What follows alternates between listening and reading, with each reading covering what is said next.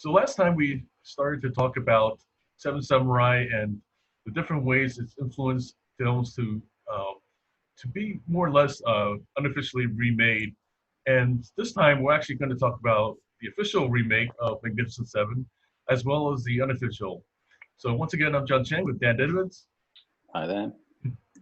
And the thing that I was thinking about this time was what surprised you with our chats about originals versus remakes versus what you thought going into these discussions.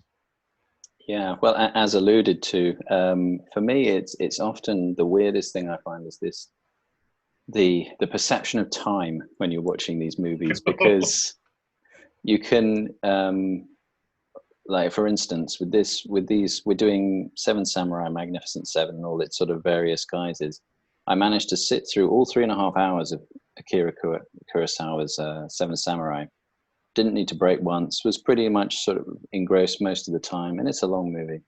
It took me 2 watches to get through Magnificent Seven in 1960, but still not overly torturous. It took me 4 separate attempts to get through the 2016 remake, because it was either just something just completely brought me out of it, or I just got very bored.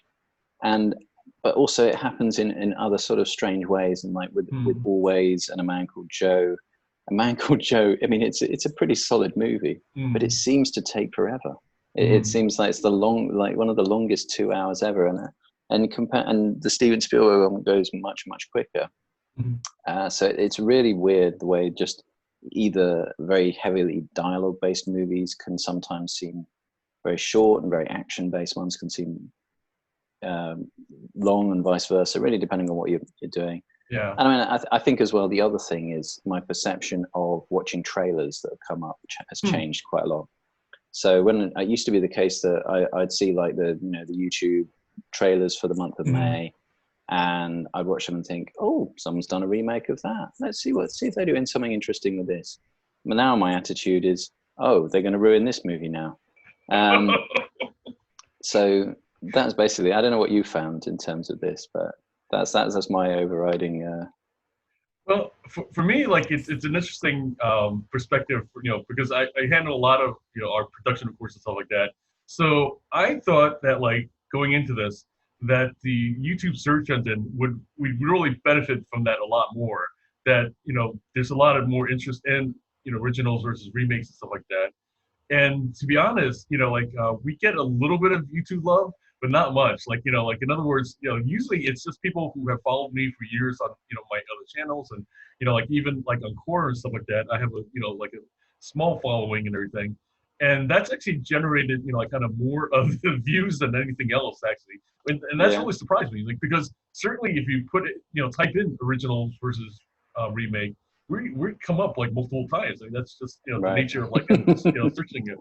But we really don't have people really looking for it. I think it's like kind of maybe that people just like you said, they see a trailer and go, oh, okay, what's this remake like and stuff like that. So it's more out of curiosity. But it's not as though people really go out and search for it. And so that's kind of surprised me. And then the other thing that's kind of surprised me is, to be honest, we've already, as you know, like put in over a couple hundred hours of, viewing time and stuff like that.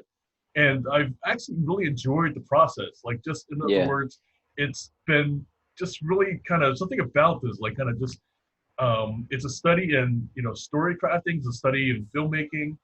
And, I feel like we're kind of like, for ourselves, creating like a master course in, like originals versus remakes and stuff like that. Well, yeah, I mean, I think actually you learn a lot about filmmaking, and like you said, story crafting in it, because you basically, you have to watch how 2 different directors tell the same story in different time periods. And so there are obviously technical differences. There's differences in what's acceptable, which is always quite fun. There's a lot of different sort of interesting things. And I mean, I really found it sort of interesting, and it's given me lots of ideas of if I ever wanted to make or remake a movie. I would definitely not do it in certain ways, but I mean, and it's kind of as well, you realize there are just kind of things that are like shorthand in movies, that like tropes, I guess, that you can see, directors just falling on the same kind of Yes. ideas. But I mean, most of the time, unless you're really thinking about it, these things are quite effective. But yeah, no, it's funny. I mean, I thought when we started doing this, I thought this might get quite tiresome, but I do quite enjoy the process. And actually, the worse the remake now, the more I enjoy it, I think. So, well, speaking of yes, remakes that are struggling, stuff like that, that was actually surprising to me that, like the 2016 Magnificent Seven, as competent as the acting, the direction, the music, and everything like that, in the end, though, like you said, it is such a difficult watch, and I couldn't really explain why that was, watching it and everything, because it's got beautiful, scenery slash, cinematography, the stunts, like kind of, like really done well, and the effects and all that. Music is with James Horner, who, like, besides, Star Trek Wrath of Khan, what's it called, Avatar, like on and on, like and Battle Beyond the Stars. Let's not forget. yes, which we'll be talking about as well today. So, but yet, something feels missing, and I don't know, like, what was it that, like, kind of just didn't work? I guess I can tell you exactly what that is. Basically, you know how you do a kind of a short intro for all of the movies as we do these. Mm-hmm. This movie, you could describe it as village hire a team of mercenaries. They get ready, they get a bit scared. There's a big battle. 130 bad guys die. 4 of the heroes die, and 17 of the town folks die. But they kind of win. And that's about it. And it takes 2 hours and 20 minutes to tell you that story. Right. There's a bit of PTSD thrown in for Ethan Hawke's character, but there's so little plot in it. There's not much really happens that you care about in this movie. There's no social, like compared to The Seven Samurai, no social commentary. There's not much really in the way of individual characterization or philosophy, except for maybe, it's heavily on, Chris Pratt's sort of weird attempts at kind of half humor all the way through it. And Vincent D'Onofrio's beard kind of like steals the show. So there's kind of in Red Harvest, he didn't really say anything, but he looks interesting. So it's like they visually kind of delineated these characters, but they don't really, half of them didn't say anything most of the movie. And I mean, I counted, so this is the interesting thing for me. Seven Samurai, they have this cool mechanic that we talked about in the previous video, where you have the tally of which bad guys have died. So I thought, I'm actually going to take that and I'm going to apply it like a kill count video almost. Right. But I'm also going to do it in terms of time frame. So there's the scene when they're getting drunk, and then it's like the morning of the battle. So from what I've sort of noted here, it takes like almost 16 minutes between them waking up and you see the first people in the morning of that till the first kind of gunfire or explosion. And all that time, it's just people kind of like looking worried, sitting in trenches, people lining up with horses. You just think really nothing is happening in that 16 minutes except for seeing people looking a bit worried and a bit scared. And there was a lot of that in this movie. It was just, we're just watching people do not much. I mean, when we go back to Seven Samurai, there was a relatively long period of where they were testing and trying to find the samurai. And then there's a relatively long period where they were training the villagers and stuff. But you didn't really feel it, though. You didn't really feel like that there was this kind of like, that you felt like, okay, what's going on? What's going on? I guess, maybe part of it was like having, like you said, like somebody who like in this case, besides the testing and like kind of, the interesting dynamics there of them like kind of doing the testing, you had Toshiro Mifune, who, when the training of villagers, he basically like kind of, like always throws in something that like kind of makes you either chuckle a little bit or kind of like makes you kind of curious as to, what they're doing with the training and stuff. And I'd say that, like what you're saying about the worried, looks and all that kind of stuff. I guess that's the thing, is like kind of, it's more generic maybe, or that like, and I think that's overall what it does feel like, that even though Magnificent Seven, this remake, is so competently done, but you just don't really feel like that as invested in any of the people and stuff like that. I mean, again, Denzel Washington, great actor, Ethan Hawke, great actor and stuff. And then Chris Pratt's kind of been, like kind of on the rise as we know and stuff like that. But it just something like kind of is not quite as engaging about, like kind of these characters though. Yeah, I mean, I mean, compared to the original Magnificent Seven, most of the draw of that is the different characterizations. The actual villagers don't really. There's not really interesting characters really in the villagers in the original Magnificent Seven, but there is still this interesting idea that the villagers do question whether they should be going through this, and they actually betray the seven heroes. There's not even any of that in this. It's like the villagers are just sort of fairly anonymous. They're, the victims, and apart from Emma Cullen, there isn't really any. There's not really any sort of story given to much of that. Or maybe the preacher as well, and all he kind of says is, "Oh, thanks very much. Some people are going to die." Very obvious, It's like, I think my problem with this is that it kind of just assumes that the audience is complete idiots, and it states everything so matter of factly all the way through. It's like, if you had watched any of the previous movies, you'd come into this game, well, this is like a horribly simplified version. And I mean, with the genius with sort of Seven Samurai is that even though the bandits appear at the beginning, and they don't appear again until like 2 hours later or something, But in between, there's all this peeling back of the characters and their motivations, and like you learn that, Kikuchio is a farmer. You learn that he's, the villagers are hiding things, and they're just as despicable as the samurai who've been exploiting them. And you learn, like what's motivating the various people, and you learn like the strategy of how they're trying to sort of win the battle. There's just a lot going on that kind of makes you interested in how the story's developing, and the romance, of course, and the social commentary is all in there. Whereas with this, there's really not much of that at all. It's you got seven sort of politically, assigned ethnicities of hero that all look quite different, but half of them don't really do or say much.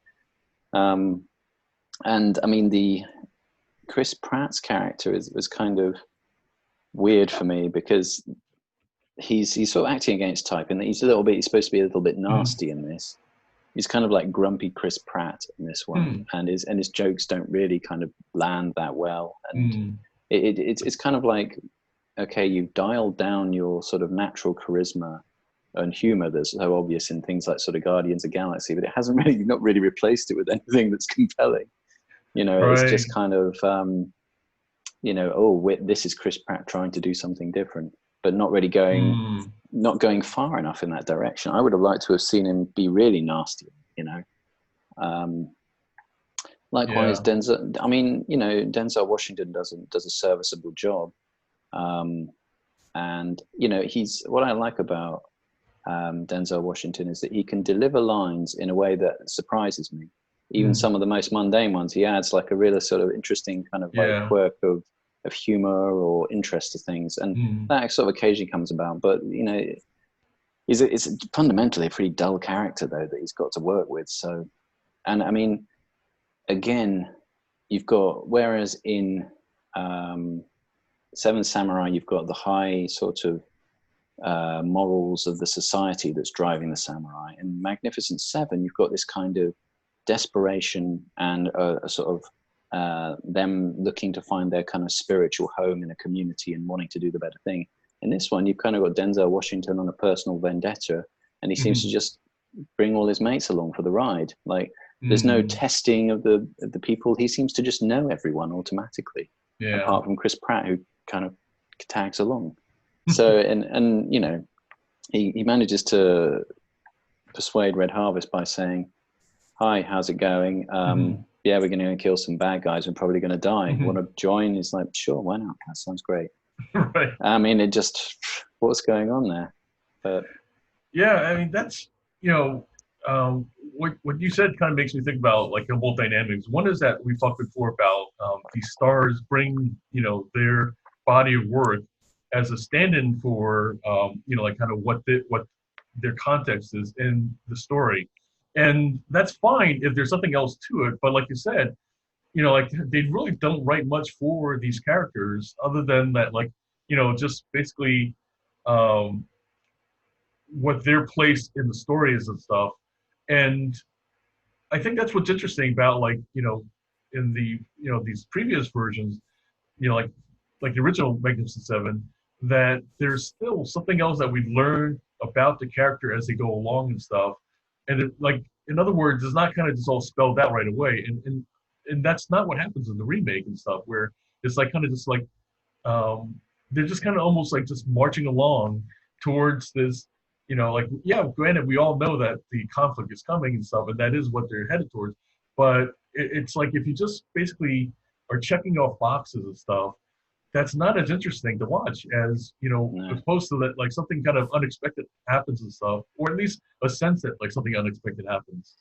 Yeah, and I was initially kind of quite into the movie because I thought the opening scene with Peter Sarsgaard being Right. this ruthless kind of, they've replaced the desperate kind of poor bad guy with a really wealthy one. So it's kind of like a, Right. this could be an interesting take on, greed. This is a war for, gold or something that's in that town. Right. And, he's fairly ruthless. But then, it doesn't really, it just lost me after that.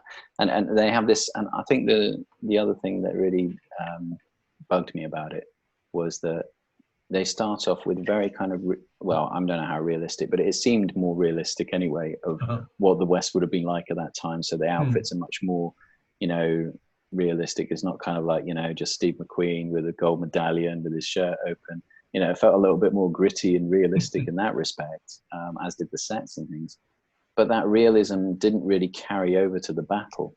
I mean, the battle was just laughably over the top and ridiculous in comparison. I mean, it took almost an hour for the samurai to kill the 30-odd bandits. Right. It takes them all of like 4 minutes to kill 100 people. And this is like, I actually counted off because I thought, this might be quite fun. And I mean, they're basically 4.5 minutes. There's basically a good 120 people or something. No, it's not quite. No, it's not. It is. I think I counted like 97, and it's up there. It's up there. I mean, yeah. Okay, so minute 7. When one of the heroes finally gets shot. They've killed about 97 people. Right. There's about 16 villagers who've been shot at that point. And we pull out the machine gun. Yeah. And then by the time Vincent D'onofrio gets killed, I counted up to about 100. But his death scene is, we'll get onto Vincent D'onofrio anyway. And by the time, Goodnight Robert and Billy Rocks go, it's 127 bad guys to 17 villagers, although some of those might also have been bad guys too. I mean, you would have thought if you were one of those 130 men, you would have thought, well, that was just 7 minutes. I mean, it takes me that long to sort of brush my teeth and put my clothes on, and they've killed 130 men, and they're supposed to be this desperate band of people who are kind of at the edge of, but they seem like the SAS or Navy SEALs by the token of this movie. There's explosions going off. You also would have asked the question if you were the bad guy. I can't remember his name now. There's all these tents everywhere. Right. You wouldn't have thought, hang on a minute, those tents weren't here the last time. I wonder if someone's planning something here. Why don't we just shoot the tents? Right. But no. So yeah. That's my rant. No. I mean, it's a great point though that like as devious as Bogue, like I think that's the character you're thinking of, the villain. Yeah. As kind of intelligent as devious as he seems to be from the very beginning, right? Like it's kind of like as opposed to Calvera being kind of like this sinister, like kind of this violent, kind of psychopath and stuff. Bogue, in comparison, is supposed to be this kind of scheming robber baron. And as much as they created his characters that way, but he basically just charges his men forward, right? I mean, that's really kind of, it just kind of really, that kind of really doesn't jive as well. I mean, he's certainly not a brilliant strategist. Right. Just ride 130 men into a fairly obvious trap from the looks of things. But I also just like his performance. There's something sort of seemed to change in that he was kind of quite menacing at the beginning. And then when one of them comes back and tells him about the others, that he has this kind of thing where he's supposed to be angry, but he looks like he's sort of shaking his head. But he also looks like he's kind of on the verge of tears. It was a really weird kind of performance. And I didn't really find it particularly dangerous or threatening. It was just kind of, I don't know, it didn't really fill me with fear or menace at all. No. I mean, I bought into it that like he's kind of like maybe that on the surface he's like kind of this menacing, like kind of I mean, to some degree a psychopath as well. But I guess I bought into it that like he, like maybe a little bit more unhinged and stuff, and like kind of just he's like the opposite, I guess. He's more like the cowardly villain and everything. So I bought it to that degree and everything. But at the same time, I'd say that it's definitely like it really makes you wonder then like how somebody like that then who really gets into a situation like this and then really starts losing it. Because if you take characters like some of the gangsters, right? Like in some of these other movies we watch that stuff like that. Even if they are like somebody who like they're to a degree cowardly, they at least like there's something about them that they kind of like really have some kind of backbone that where they're able to kind of like get a grip on things and kind of turn things around, stuff like that. And we really don't see any sense of that backbone with Peter Sarsgaard's character. I mean, Bogue just basically seems like like he's like kind of almost like looking for like, okay, like what the hell's going on and how can I get out of here? Yeah, I mean it's But to be fair, he didn't get much screen time really. He just has that opening scene, a bit in the middle, and then him at the end. And like, why after you've just had if you are sort of vaguely cowardly, which is kind of what they hinted at, why after 127 of your men have just been killed would you ride in to the town where most of the villagers are still alive and are armed with just two guys? It just didn't make any sense to do that. But I guess one of the sort of saving graces for me, I thought Ethan Hawke was quite good as Goodnight Robich. He did a pretty good. He had, he did the whole sort of PTSD Robert Vaughn Lee character, like you said. It's kind of a hybrid of, I would say, Shichiroji from Seven Samurai, who's also Harry Luck, I would say, in Magnificent Seven, and Robert Vaughn's character to some degree. Yeah. Because he's kind of like a sort of an old friend who's also can't be, and you knew he was coming back anyway. It was like, that was a given. And it was nice to see him and Denzel, acting together on screen again. That was one of the few scenes that actually kind of quite good to watch. Lee Byung-hun as Billy Rocks. Well, he doesn't really have much to say most of the movie, but he does the action scenes well. Manuel Garcia Rulfo as Vasquez. He's, there's lots of kind of very stereotypical things for a Hispanic man to say. It doesn't really do much else. And of course, Martin Seinsmeyer as Red Harvest doesn't really say anything anyway. Well, sorry, no, that's horribly generalization. He says things, and I didn't have any subtitles on mine, so I had no idea what he was saying, actually. Well, I mean, it's, from what I understand, like, you're just not expected to really know what he's saying, like, kind of, until like kind of course, at the very end, it turned out that he can speak English all along. So that was actually kind of interesting, Yeah, it was quite fun actually. Now it brings me on to my favorite character and pretty much the actor that saved this movie for me, and that's Vincent D'Onofrio as Jack Horn. My word, when he came on screen and he gave that accent, whatever that accent is, it was kind of like old kind of prairie man, Native American Indian hunter. It was the most ridiculous voice I've ever heard. I have to take my hat off to him because he completely kept me on the edge of my seat as to what kind of tonality would come out of his voice next and how he would deliver the lines. It was just, that was the most compelling thing. That and the beard obviously were tremendous. And my other real favorite bit was when his death scene. where he gets killed. He's sort of, praising the Lord and stumbling around. And when he gets shot, it almost looks like he's forgotten something off his shopping list. He starts kind of like doing this, and it's like, you wonder if he's looking directly for God somewhere. He just look kind of slightly, distracted, and then dies. Which, so for me, it was almost like it was kind of like he belonged more in like a sort of a B movie or a cult movie as a character, because he was really, really cool. And but yeah, I just thoroughly enjoyed Vincent D'onofrio in that movie, and he was the only thing that kept me watching it, really.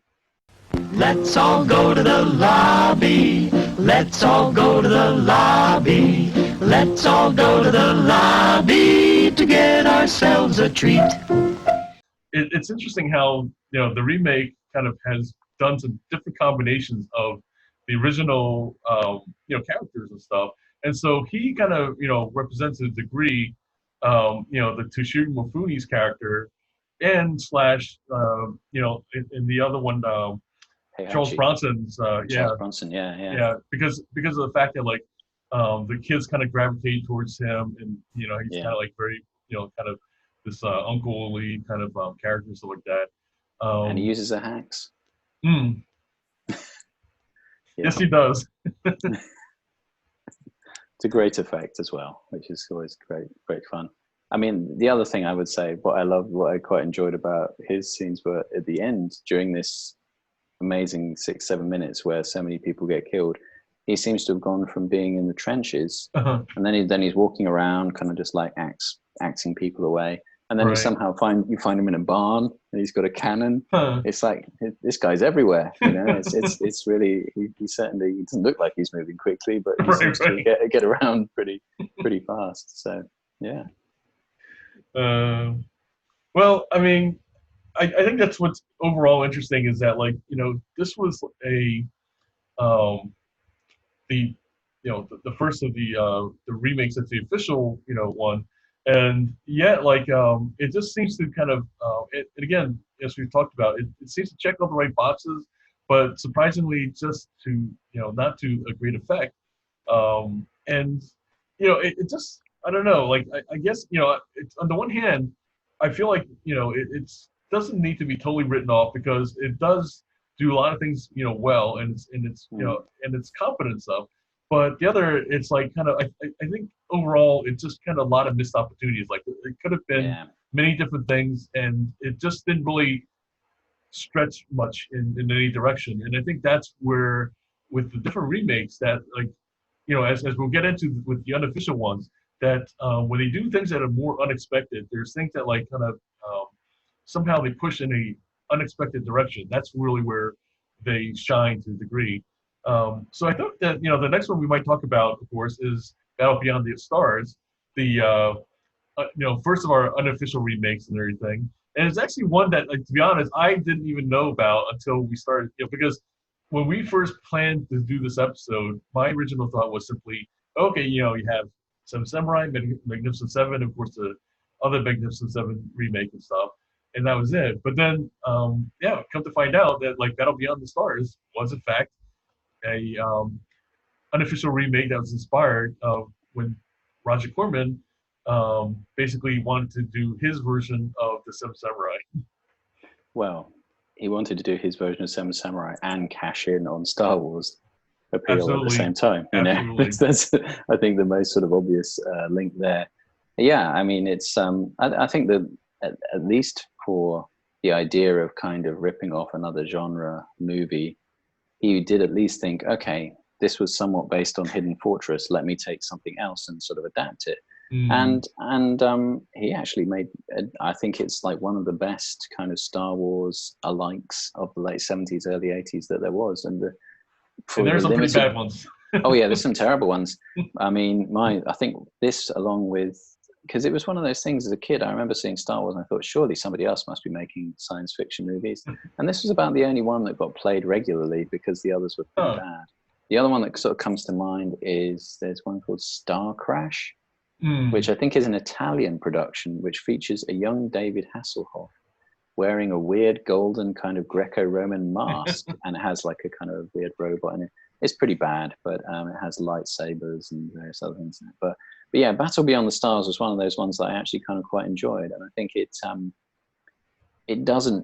really doesn't try to sort of retell Seven Samurai in any great depth, but what it does do is add lots of sort of interesting, quirky and eccentric sort of colorful characters into it. So, and now for me, this is I should confess that I love Battle Beyond the Stars. I think it's like one of those sort of kitschy kind of cult movies that I just love. But this was, I believe, your first time watching this movie. It was. Yeah. And to really like surprise me how entertaining it is. I mean, it just, as much as like kind of it's just basically smacks of 80s, sci-fi, stuff like that. But the thing is though that like it was an easy watch, like kind of, so again, compared to, the official remake, it was really watchable. And, like granted, like kind of, because this is 80s sci-fi, it's, dated in one respect and stuff like that. But you really see like kind of, it's almost like nowadays, the cool thing to do is to kind of copy, like things that are like this and to do a retro, homage / play on, a 80s style. Like, of course, the most recent successful series being the Stranger Things, where they basically, kind of they just are, celebrating kind of just the things that just really made up 80s horror and stuff. Yeah. No, I mean, I think it's right from the get-go when you see these sort of the lone kind of circle with the echoing trumpets sort of firing towards you from James Horner's sort of great soundtrack. Funnily enough, also echoed in the 2016 remake of Magnificent Seven. There's a lot of echoing trumpets in that as well, which is kind of a weird, bit jarring. But anyway, yeah, and if you notice, he pretty much does exactly the same soundtrack for The Wrath of Khan. They sound very, very similar. They do.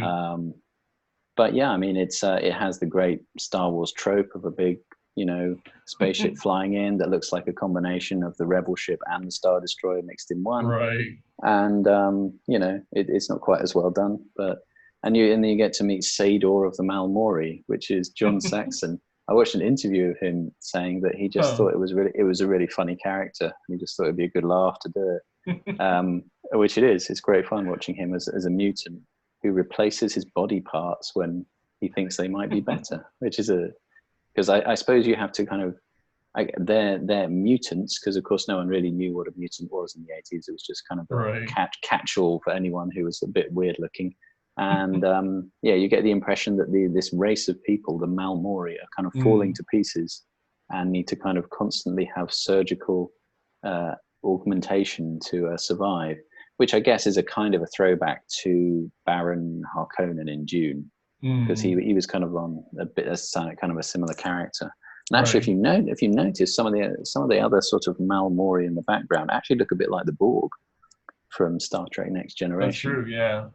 But yeah, but my favorite. I'll just finish on this because it's my favorite bit of the whole thing. Right, they turn up and they're just like, people of Akira, we've got a stellar converter, the most powerful weapon in the universe, but we need farm produce. So you're going to give us all your vegetables and rice, because even though we can turn, and I guess a stellar converter is something that turns a planet into a star. You would expect from the name? Yeah. I guess so, because that's what seems to happen later on when they fire it. But they need their veggies. I guess as mutants, you need a lot of antioxidants to keep that tissue together. So that for me is just almost right from the word go. It's totally ridiculous, this movie. and the cast were, like kind of the quote unquote samurai / gunfighters is interesting in itself. We have Richard Thomas as like kind of he starts off being one of the farmers, like or the villagers, so to speak, but then he becomes one of the gunfighters, like kind of essentially leading them. So that's a slight twist on the original idea and stuff like that. And of course he's known as besides John Boyd, he's also of course Bill Denbrough from our previous discussion of it. So that's another kind of interesting connection with what we've talked about so far. I thought one thing that was kind of weird though too was that like his sister, like, seems to be a significant character in the beginning, and like kind of he's like kind of with her and like kind of what's you call it? She's like kind of encouraging him and all that kind of stuff. And then like when she gets like basically kidnapped and then ravished and stuff, I mean she's basically forgotten. I mean we never hear anything else about her and stuff. Yeah, I mean he doesn't even really seem to be. I mean, so is it actually his sister who gets kidnapped by the Maori and then kind of kept downstairs for their amusement? It seems. I thought that's who it was. Yeah, like really. Okay. That's the way I understood it too. Was okay. It was yeah. She doesn't get mentioned again. He's not that's really what I'm that saying. bothered. Yeah, I mean, he doesn't no remorse for his sister, I guess, at all. I don't know. I guess then again, it seems like the writers just kind of forgot about her. So therefore his character forgot about her, and he's busy fighting, I guess. Well, to be fair, when you've got Saint X-Men hanging around with you, you could be forgiven for forgetting about all sorts of things, really. I guess. As the one of the more extreme characters in it. Yeah, I mean, it's so a quick character trying to check. I mean, he is quite irritating though, Richard Thomas as that character. He's kind of, I mean, he's the central character, but you don't really like him at all. You're just more interested in all the other characters. You've got Robert Vaughn almost kind of redoing his role from Magnificent Seven as Gelt.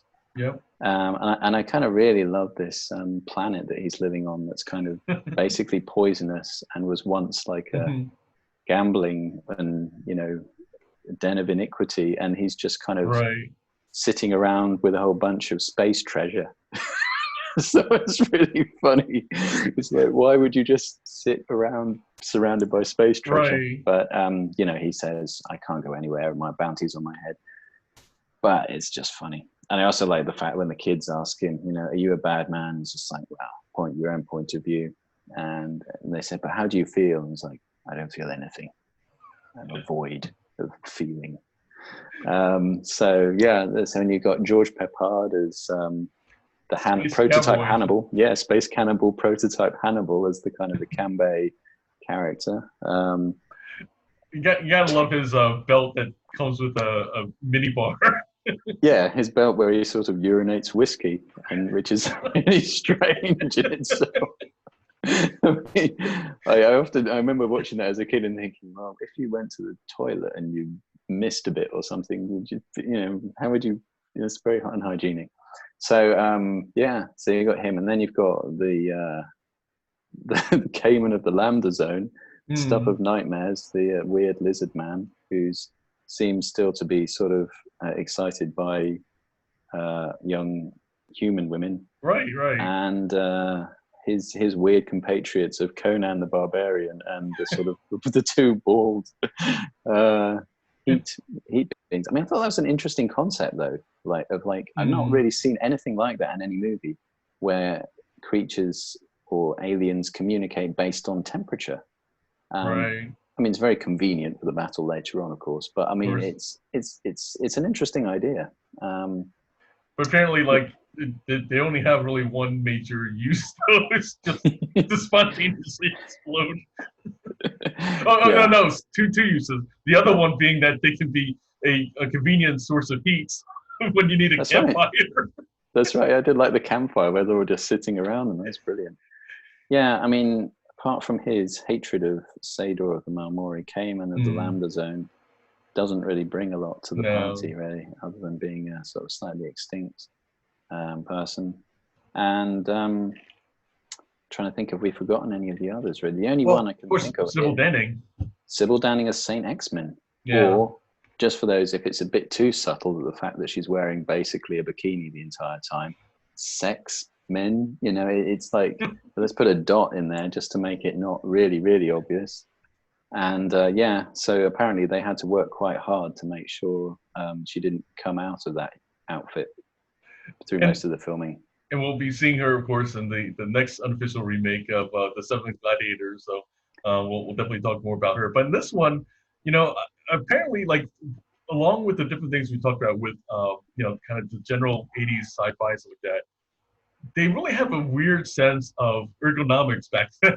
Because she's in a spaceship, basically, like, leaning way back, kind of the whole time. So she's kind of in this weird position that's like not very like even if like the the idea of it was simply that, like, okay, that's apparently a good way to design how the spacecraft is like kind of handles and stuff like that. But from an aesthetic point of view, it's not a very flattering angle to shoot her. That's really what I was thinking. Yeah, I mean, hats off to Sybil Danning. She looks great all the way through the movie, despite being almost sort of, laid back the entire time. But then, I mean, well, James Cameron, of course, designed all the ships, apparently. Right. This is, of course, one of his early movies where he was doing a lot of the effects. And so, yeah, he designed, I mean, they are pretty cool ships, in terms of design. Oh, absolutely. It's amazing what he's done with apparently a low budget and stuff. Yeah. And I think, like, Robert Vaughn's ship as Gelt, it's never really, I don't know why he has two big flashing lights behind him the entire time. That would obviously just be really, really distracting if you're trying to fly a ship. And of course, there's Richard Thomas's ship, Shad's ship, who's kind of a little bit sassy and certainly not a pacifist. That's a ship that's just like, go on, just blow them up. Unlike the droids in Star Wars that are kind of, oh, let's avoid this or try and find a way. She's just like, she's thirsty for blood, that computer. And what's funny to me in the context of, like, our discussions of, the Westworld about AI and stuff, like, here we have a robot that basically, like, not only, like you said, is bloodthirsty at different times, but there's going to be the sarcasm. Like, kind of, apparently AI has, like, kind of developed the ability to, have witty comebacks. Yeah, no, I mean, it's funny because you would have thought, I mean, there's this thing where they talk about the Vada, which is their religion, and they seem, I mean, I guess the whole movie, you could say the theme is pacifism versus necessary violence, and obviously it being an 80s movie, the violence is necessary. So, the Vada is almost like this common sense thing of, like, just don't be a sucker, and she represents an A, but it's just, why would such a pacifist society engineer a completely bloodthirsty AI? It seems really strange. One of the many questions that will plague me for Battle Beyond Stars. I don't know. But maybe if you have a pacifist society, then you need to still get the dirty work done. So you invent an AI that basically contradicts your pacifist beliefs. Absolutely. Yeah, and I was kind of thinking in terms of, like, I mean, it does have quite a lot in common with the Seven Samurai. They are there trying to sort of go and protect a village of fairly useless people that can't fight back. And, even Saint Exmin, her creed is to live well and die with honor, and so she's almost like a kind of she takes a little bit of the sort of the samurai code. Not many of the others do, but yeah, there's definitely some similarities there. She also, like, what's funny is in this case she kind of represents the Toshiro Mifune character, though. That's what I thought was kind of an interesting twist, where she's the one, like, kind of initially tagging along, trying to join them and stuff, and it's only, like, kind of after a while that Shad finally reluctantly agrees to kind of let him let her join and stuff like that. Yeah, you're right, absolutely. And the interesting thing is, in a way, she kind of what I found about Toshiro Mifune's character is that he represents, well, the reason why I think people kind of gravitate towards him, because he shows a lack of restraint in all of this stuff. He kind of indulges himself, and which is kind of like a fairly fundamental human trait. That's why our planet is slowly kind of being devoured. It's because we can't restrain ourselves, we can't control ourselves. And I think by her being so sort of overtly sexual and sort of bringing that into the movie, she kind of represents, like you said, exactly that lack of sort of restraint, or she's just like, hey, let's just let's do this, and that's so very, you're right, it's a complete kind of parallel with Kikuchi's character. Yeah, it's funny you say that too, because even when Shad's kind of like on the fence of, like, so even in the romantic department, his pacifism kind of bleeds into that.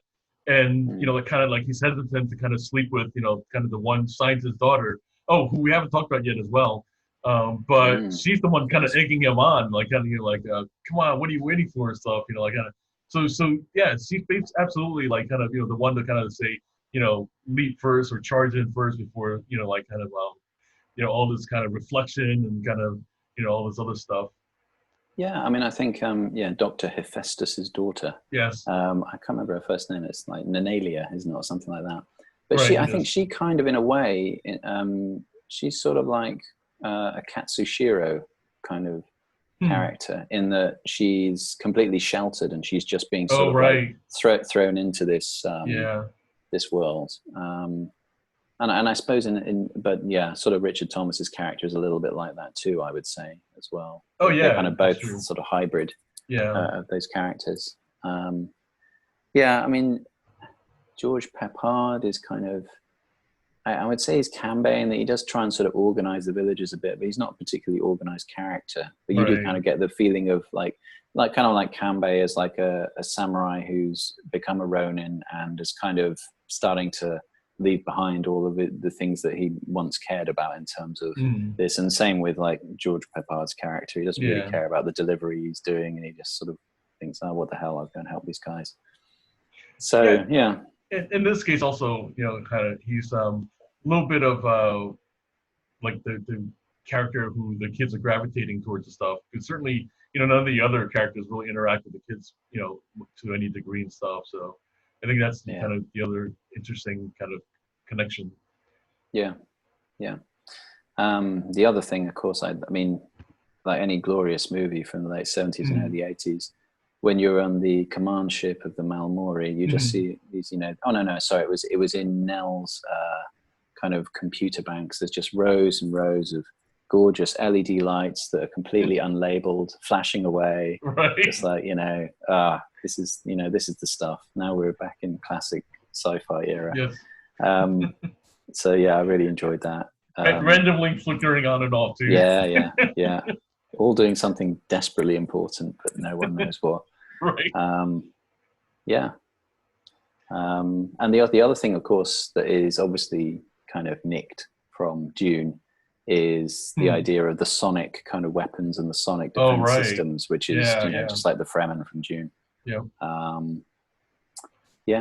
And Dune is still a few years out too, like because this one was made in '80, so we're still a few years from kind of what you call Dune itself being made. I mean, certainly the book was been around for many years before that, but they didn't actually, of course, didn't film, and certainly that'll be kind of another original versus remake discussion somewhere down the road and stuff.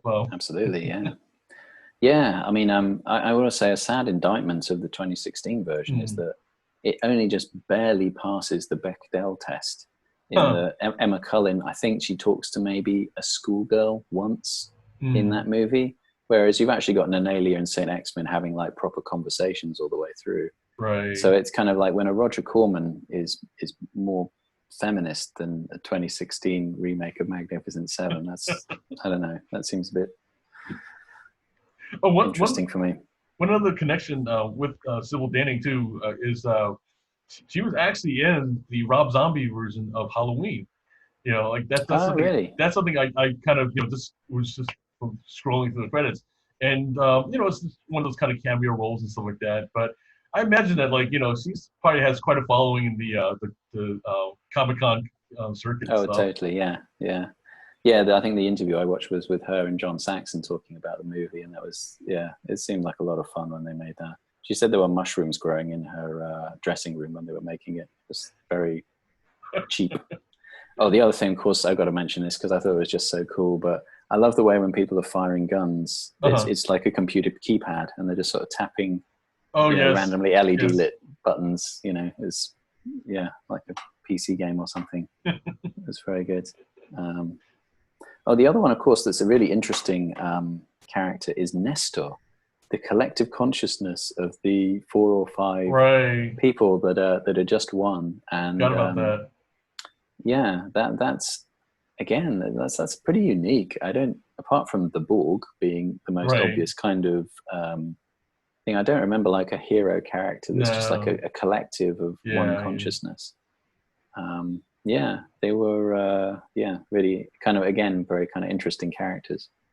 So definitely that I guess on the one hand it was like kind of in terms of actual humanoids, we're way beyond like kind of 7 and stuff like that. But Oh yeah. at the same time, though, you know, Nestor's family just won, which like kind of it definitely led to a really I don't know entertaining slash interesting part where you know, like as you were talking about with John Saxon, that like that at one point where they were amputating his arm to be replaced by one of the Nestors and stuff, and then apparently like that was part of the Nestor's plan to basically, you know, have this uncontrollable limb. So it was kind of like seemed like something out of the 50s sci-fi where you know you have the limb that's out of control.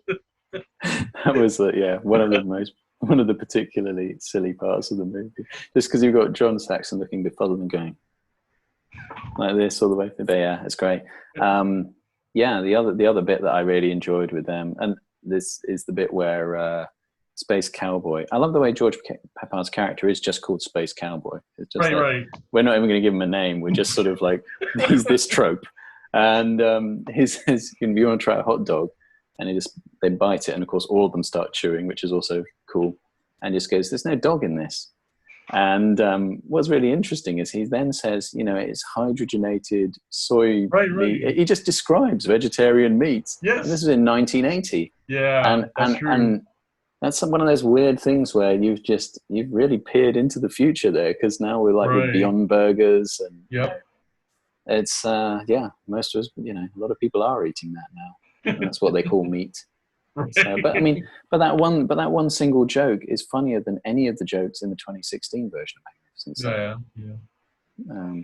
And overall, like, you know, as we kind of talked about, like this, you know, movie has so much character. I mean, you know, like we've already pointed out that all of these different things, and I think that's the thing that like when it comes back to too is that Roger Corman, you know, like kind of, I mean, when you look at his body of work, his filmography, you know, just about each film, even though that like as maybe schlocky or low budget, whatever, or low brow it may be, and stuff like that, they're memorable in their own way. Like each, you know, like kind of, you know, Little Shop of Horrors, like I don't know, like kind of what you really see is somebody who like does so much with so little, because he always worked with a relatively low budget, and even today, you know, as you and I have talked about offline, he's still making movies. Like the guy is like, you know, to say he's prolific is really, you know, like kind of just an understatement. Yeah, I think the most latest one I saw was something called like Sharktopus versus Whale Wolf or something. It's just absolutely ridiculous. But I actually want to see more Roger Corman movies after watching this. I think. And we certainly will too. With you know, like Little Shop of Horrors was of course one of the films that was remade and stuff like that. And yeah, I have no doubt that like there's other ones that we haven't really thought about yet. So absolutely. So stay tuned. Absolutely. So I guess this is, well, you know, Sybil Danning, we haven't seen the last of her yet in this episode, because we've got to talk about another fantastic 80s remake of Magnificent Seven, the Seven Magnificent Gladiators. Right. A Canon, I believe, production, or it sort of shot in Italy, back to back with Hercules, I think, both with Lou Ferrigno. Yes. And the thing I find that's interesting is that, you know, there was actually quite a few fantasy films that were made in Italy, but you don't really have like, whereas you have spaghetti westerns, so it was like a subgenre in itself of movies that were made in Italy. But with these fantasy movies, as many as that were done there, it doesn't seem to be quite the same, you know, genre for some reason. No. Yeah, I mean, they were all very varying levels of budget for a lot of these things. It was a bit like the Star Wars ripoffs. There were ones that were definitely on the better scale and ones that were sort of lower down. And this, for me, is definitely at the very bottom of the fantasy remakes in terms of budget and things like this. So I guess you just didn't have like a Sergio Leone, I guess, you know, at that time doing these for some reason. Yeah, I mean, I think most of the dialogue doesn't really make sense a lot of the time in this movie. I mean, it's a lot of fun in that, you know, you've got some sort of fairly naked people fighting and wrestling in oil and things like this. And it's very kind of silly, but it doesn't really make a lot of sense a lot of the time. I guess if, if it's any indication different times, it's maybe something to do with the fact that like, you know, the fact different times when you have a somebody who like really does a job with these films and stuff. It's I think between the like it goes beyond budget. It's kind of just like where they have to have something to it that like I'm trying to think of an example and stuff like that in this case, but certainly like we have the basic story. We have, of course, the villagers that are being attacked and stuff, and it's kind of in some ways like just like the remake where it's hitting the marks, hitting the checkpoints and stuff like that, but then it doesn't really seem to do much else. I mean, the surprises are just quirky and just kind of laughable and stuff, but that's really just it. Like, in other words, like the direction that it goes, that are surprises are just kind of like can be more, I don't know, like almost made fun of, I guess, in some ways and stuff, but that's beyond that, there's not much else, I guess. Yeah, no, the desperate villagers in this case are quite sexy and looking for a man worthy enough to defend their village, and which involves a sword that they have to sort of grasp, and it either kind of says they're worthy, as when Lou Ferrigno grasps it by his groin and lightning flashes and the women all sort of like fawn over him, or it sort of burns you and makes you go unconscious. I tell you, with that sword thing and the women and stuff like that, I just couldn't help but think of like Monty Python and the parts where Sir Galahad is being like kind of chased by the women of Nimue, I guess, or the in the tower and stuff. Yeah, and I mean, we've got 7 characters, but we don't really know anything about them. Right, so right. No, they're just there. We do some fighting, that's it. And the Scourge, the bad guy, is a weird handlebar mustached villain who wears leather boots and a leather codpiece and a cape, if I remember correctly, which is pretty extreme, and randomly bursts into flames at the end after being sort of gripped by Lou Ferrigno. But I suppose an interesting twist maybe is that he is the son of the matriarch of the village, which is so a bit of an Oedipus effect there. Aside from that, after I think there is an emperor who I guess is supposed to be the Emperor of Rome, who looks like he should have been in Battle Beyond the Stars, to be honest with you, because he's got some very strange outfit, a weird big hat with baubles all over it and things. Right. But yeah. And as fearsome as he's supposedly supposed to be, he's pretty much again like pretty comical, like kind of it's just funny how like that there's a sense that like the Emperor's supposed to inspire some fear, and I just like I'm not sure where like kind of the idea came from, I guess, because when you watch his character, it's just kind of like more like a he seems more like a I'm trying to think of the character from Hamlet and stuff, the father who of the tragic daughter and stuff like that, and you know who I'm talking about. But anyways, that he's more a farcical character than a in this case. He's definitely not very intimidating. No, not at all, really. And there's the weird sort of, well, I suppose they have like he loves his chariot races. And, right, so we have a little Ben-Hur a bit of a Ben-Hur reference there.